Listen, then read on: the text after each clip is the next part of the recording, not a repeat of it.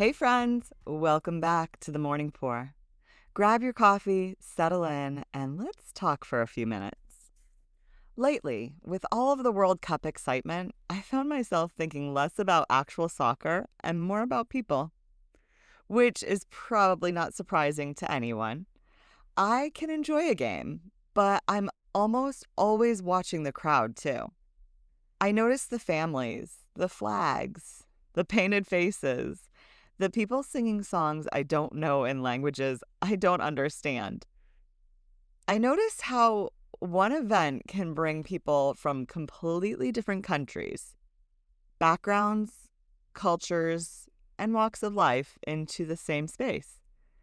And somehow, instead of immediately being suspicious of the differences, we became curious about them. We started asking where people are from, what the flag means. We ask how their families celebrate. We want to hear the story behind the jersey.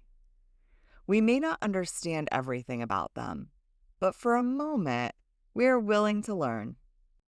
And I just keep thinking, why does it sometimes take a sporting event for us to remember that people are interesting? Why is it easier to approach someone when they're wearing a jersey from another country than it is when they're carrying different opinions? Because when we see the jersey, we expect there to be a story, maybe different from ours. We know there's history behind it.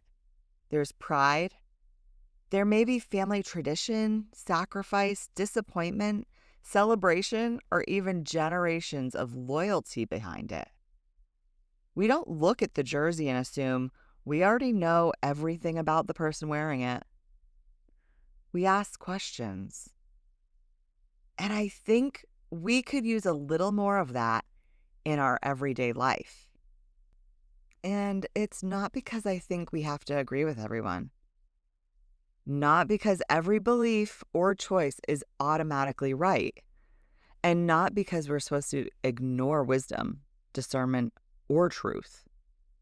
But because people are still people before they become positions. They're still carrying stories we may know nothing about. They have family, fears, they have places they have come from and things they have survived. They have reasons they think the way they do, even when those reasons may not make sense to us. And curiosity does not mean compromise. Listening does not mean agreement.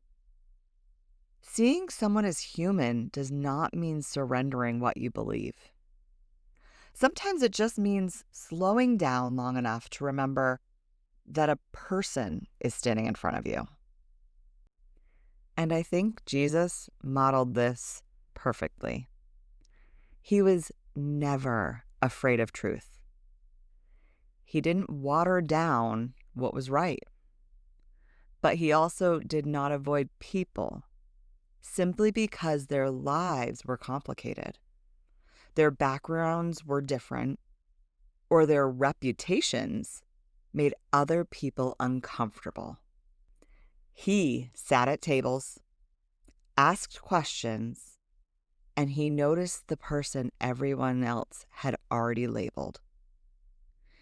He saw beyond the category, and I think that is part of what I am noticing in all of this World Cup energy. People can cheer for different teams and still share the same stadium.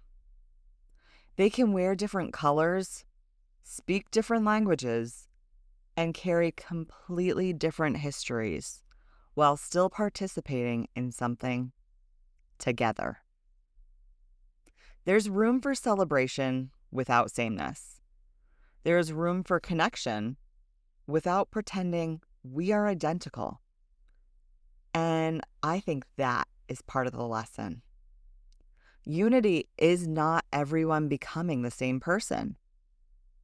Unity is learning how to stand beside people without being threatened by the fact that they are not exactly like us. That sounds beautiful when we are talking about nations and soccer teams. It gets a little bit more challenging when we're talking about real life. When the person is not wearing a jersey, but a different perspective. It gets harder when the difference touches something personal. When we feel misunderstood. But that is exactly when we need the reminder most.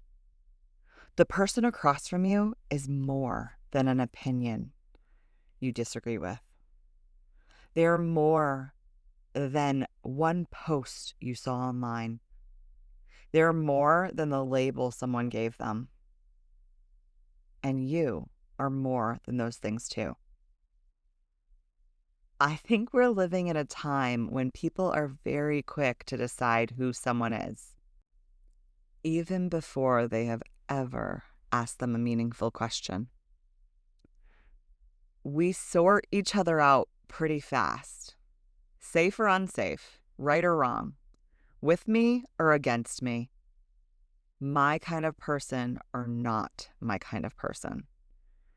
And yes, discernment does matter. Boundaries matter. Character matters. But I don't want discernment to become an excuse for losing compassion. I don't want conviction to become an excuse for being unkind.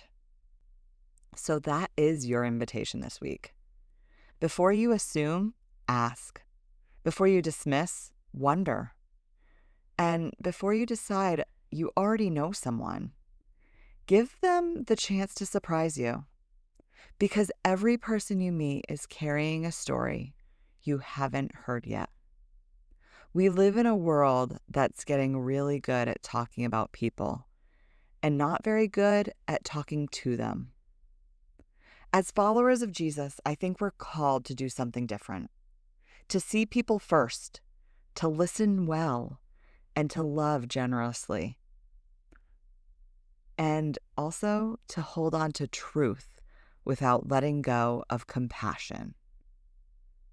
Take what you need, leave what you don't, and I'll meet you right back here next week for another sip.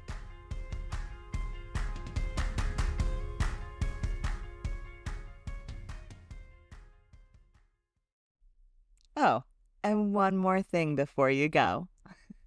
Did you know this year's World Cup is the first ever to be hosted by 3 countries at the same time? Instead of one nation welcoming the world, the United States, Canada, and Mexico are all sharing the honor. It's also the largest World Cup in history, with 48 teams instead of 32. I just think that's kind of cool. 3 neighboring countries opening their doors to the world, all at once. All right, that's all I got. I'll meet you back here next week on The Morning Pour.